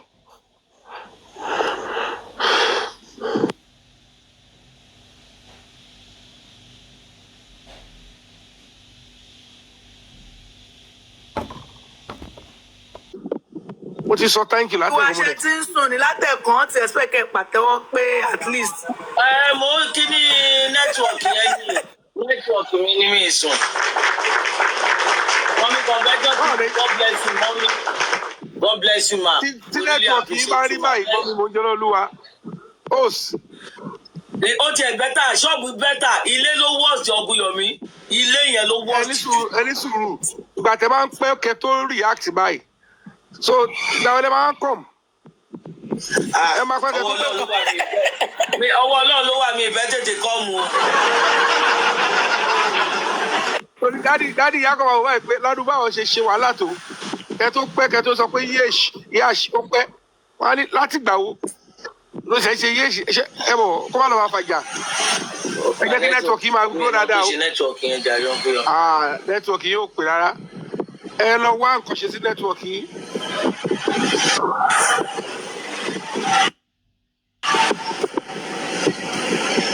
Alpha, thank you. All right, I gotta go now. Thank you so much for having me. God bless you, Uncle Yomi. We appreciate you, sir. Thank you. Ojú òní tí inú ayé o. Wọn ò ní fi yín pa wá lẹ́kún. Wọn dẹ̀ ní wá fà náà pa yín náà lẹ́kún lórúkọ Jésù. Ọlọ́run á túbọ̀ máa bá mi dáàbò bò yín àtọmọ yín o. Ọwọ́ agbára Ọlọ́run á sì dìbò yín. Ọlọ́run kí ló ṣe nẹ́tíwọ̀kì báyìí.